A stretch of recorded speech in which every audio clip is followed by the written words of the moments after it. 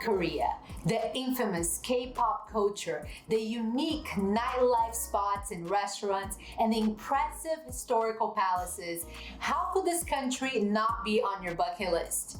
But hold on, before you pack your bags, you need to know the mistakes not to make so you can enjoy your Korean vacation to the fullest. Hi, I'm Ellie Hobart. I'm one half of Hobarts Abroad, where my husband Sumner and I have been documenting our world travel adventures and sharing our best tips with you. So without further ado, let's get to it. Mistake number one is trying to use the wrong apps.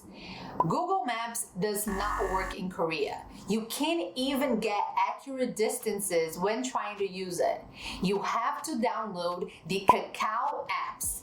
There are several of them that you're welcome to browse, but the most important are the Kakao Map that you can use instead of Google Maps, the Kakao Metro to help you use the metro system and the public transportation, and the Kakao T to help you order taxis, as Uber does not work in Korea either.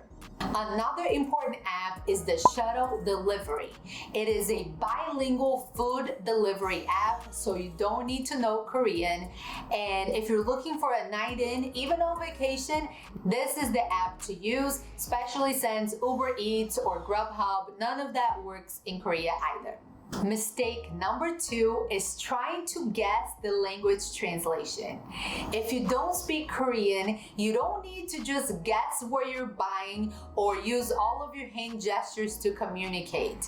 Locals are very helpful, and in our experience, they don't mind when you come to them for help using translating apps. And in this case, Google Translate absolutely works. Obviously, you will need some sort of internet connection, but you can find this almost everywhere around the country for free, or you can also buy a SIM card for your phone. And the next tip is to use the camera feature in the Google Translate app. If you're trying to read signs or a restaurant menu, all you have to do is point your camera at the text, wait for it to translate to your language, and you can even click the shutter to freeze while you read your entire text. Mistake number three is planning early tours.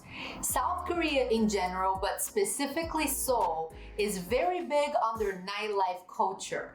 That means that a lot of places only open late in the morning, and a lot of the activities happen late at night.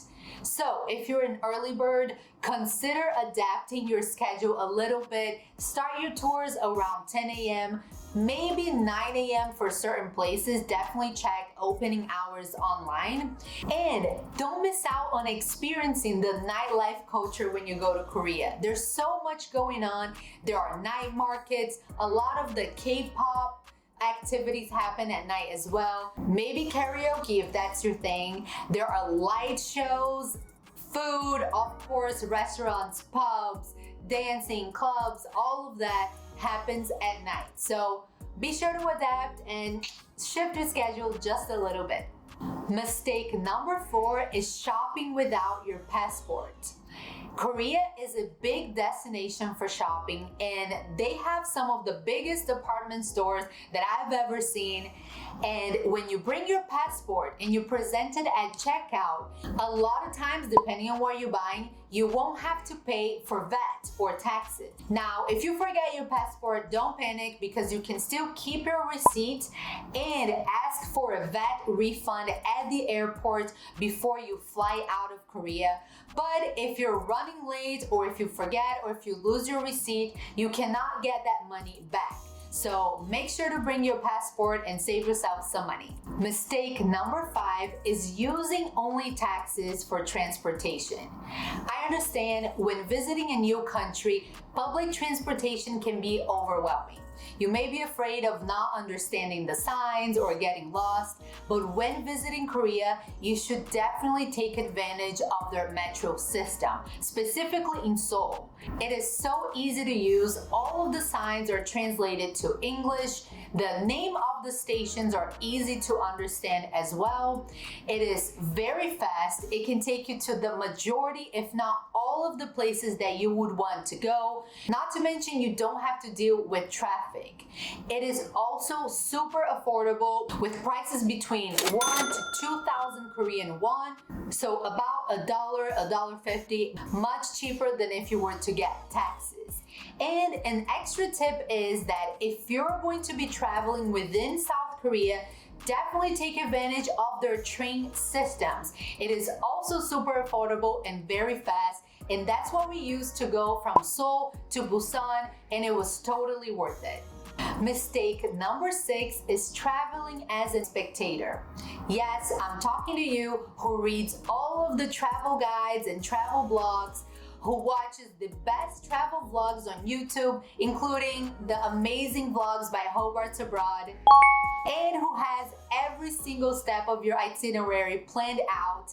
Yes, it is good to be prepared, but specifically in Korea, connecting with locals can make a huge difference in your vacation. So I would highly recommend that you try to join local tours aside from those big cookie cutter tours in the famous touristic places. Maybe go on Airbnb experiences and find some of the local tours and very unique experiences and activities that you can get with people that live in Seoul, that know everything about the country. And I can tell you from experience that when Sumner and I went to Korea, even though we had everything planned, the favorite part of our trip was when we met with Sumner's former college roommate, who is Korean, and he took us to his favorite part of town, his favorite restaurant, and he shared with us everything about the culture, how to eat certain foods, some traditions, and it was so much fun. So I highly recommend that you immerse yourself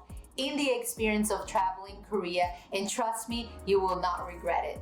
And that brings me to last but not least, mistake number 7, eating like a Westerner. I am guilty of this mistake. When we arrived in Korea, I was eating dishes as if they were from the US or Brazil, so I highly recommend that you do your research on the cuisine. Not only what to eat, but also how to eat it.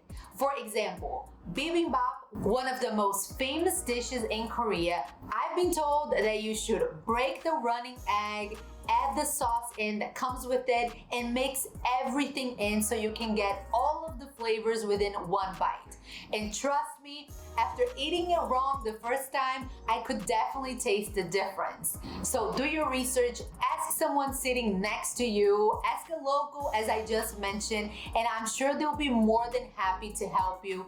Korea is such a big destination for food, and you definitely don't want to miss out on that. And a quick extra tip, if you go to a restaurant and it's served your food and now you're wondering where your utensils are, try looking on the hidden drawer on the side of your table.